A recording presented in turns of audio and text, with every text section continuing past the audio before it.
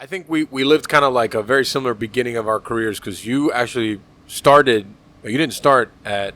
What was the place you worked at? It was in the. Man, my first cooking job was at Duffy's Tavern, the OG in Coral Gables. There it is. That's where I learned how to grill, fry, wash dishes, all that shit. And the owner, he was kind of crazy. Is it the same owner? Do you know? Bro, I went back a couple months and I ordered something that, like, I wanted pork chops and applesauce, and they used to have that on the menu back then. I went and I ordered it, and they're like, "Oh, we don't have that." So, and the guy that actually one of the son-in-law's owner, he's basically runs it, and he came out and he's like, he looked at me, he's like, "Gio," and I'm like, "Oh shit." He looked at me and he's like, "Oh, we don't have that on the menu anymore." Wow. And I ordered kind of a couple months ago. Oh yeah. And he told me the owner was still alive. I mean, at the time when I was there, he was probably like pushing like close to 80. He already had a stroke. This guy would see me like kind of going down, and he would push me out of the way and start cooking. And for some reason, he would call me JoJo. I don't know. He was like an Irish dude, you know. And then from there, what was next? Man, from there I worked Wilderness Grill and Sunset Place. I don't know if anybody knows that existed. Yeah. So Forever 21 now. Sunset Place is actually still there, which is shocking. Super shocking. And then after that, corporate places like Chili's there for 4 years. Chili's, that's the one. That's right. Then went to Johnson & Wales while I was at Chili's. Realized I wasn't dealing with real food, and went to work at Tarpon Ben. Was there for 6 months. Became a sous chef, and was there for 4 years. And that's where I took a leap of faith and went to go work for Norman Van Aken, and that's where I met you. And we all kind of like left our sous chef positions to be line cooks. We did. I think that was the.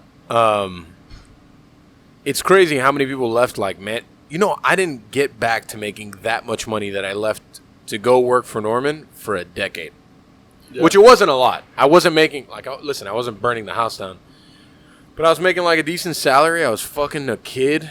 I don't know. We started working together when I was fucking 24. Something like that. 'Cause I'm 35 now, so 11 years. It makes sense. Yeah.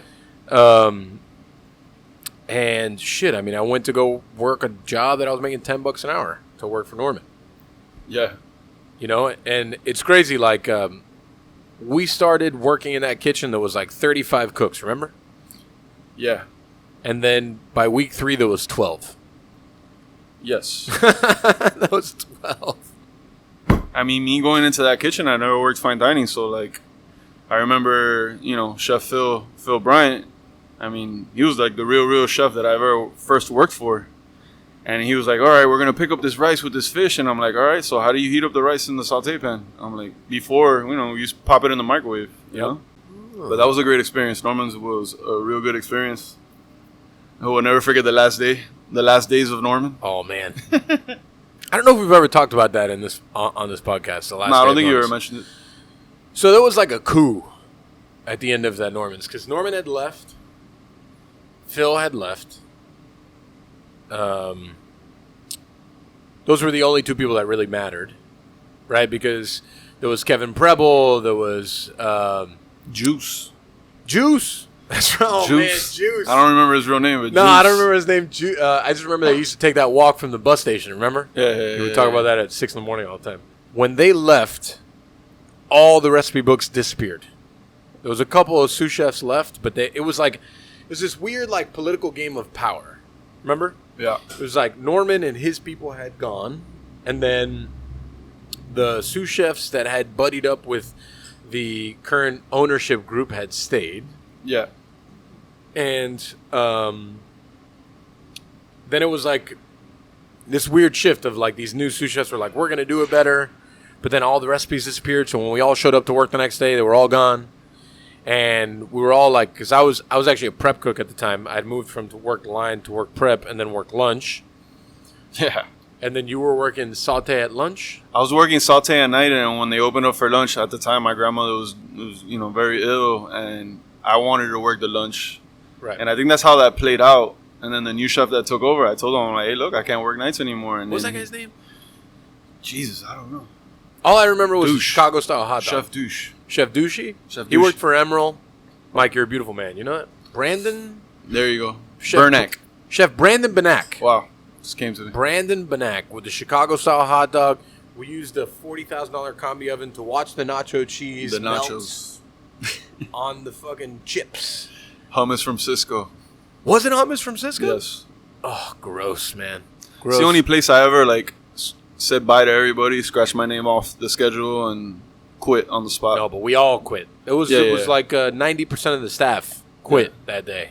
Yeah, I remember going back to my old job. Tarpon? Did you go back to Tarpon? Yeah, they hired me back as a line cook Monday through Friday. I mean, it was a no-brainer for me at the time. Yeah. But, I mean, that's where we met. We met Matt there. We met Jamar, right, which we're still friends with. Jamar. Phil, we met there. That's where I met Veronica. Well, I had known Veronica from before. That's right. The job I had left, Veronica was my prep cook, and then she came over to, which Veronica Valdivia is now the corporate chef of our entire company. Yes. So she went from Veronica. She went from being a prep cook for me at Redfish Grill for Ramel, which was our chef, Ramel Mezzo, which is a very dear friend and amazing human being, to now being the corporate chef of Ariat Hospitality Group in 11 years. That's pretty impressive. And then from there, we went to LED. LED. I don't think anybody knows about LED. No, we don't know. I don't know how many people we want to know about LED. LED was a restaurant that was on A Street and 142nd. Yeah. Right? Right next to the LA Fitness. Right next to an LA Fitness. I'm pretty sure now it's like a... It's a food hall. It's a banquet hall. I haven't been by there. It's a banquet hall? Or it's a banquet hall. There you go. It's a banquet hall.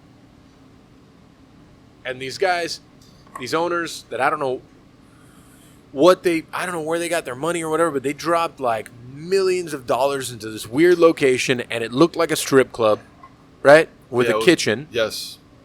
It made no sense. The No only thing that sense. made sense was the food, even though we look back at the food and Oh, we're kind man, of like, we what? look back at the food, and it was so bad. Come on. I know it was our food, but, man, it was so bad. Remember what was it, like iron beer baby back ribs?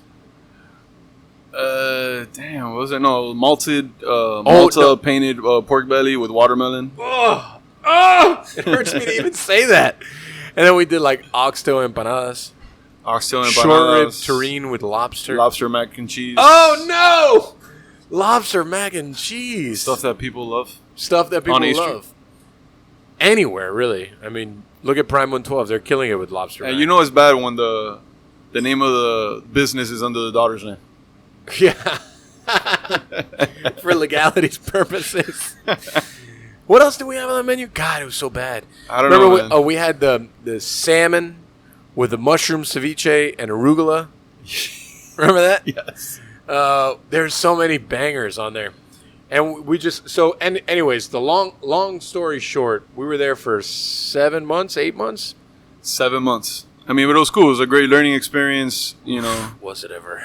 The owner was cool in the sense that he would let us have his car, and we would go to Restaurant Depot and go buy everything we needed. Yeah, I don't remember any of that. Yeah, man. I remember we took his truck and we went to ABC 123, that place in downtown where all the kitchen stuff is. Oh yeah. I remember he accused us. Nick, hear this. Oh man. He accused us of over seasoning the fries so no one would come. You remember that? Because we actually used to do escabeche spiced fries, which were delicious. Yeah. They were good. And he accused Gio and I of over seasoning the fries so no one would come. And then we also had that other investor dude that would be like, eso Todo necesita falta más sal. sal. Necesita más Todo sal. falta sal. Necesita más sal. Esto está bien, está rico, pero falta sal. Oh, man.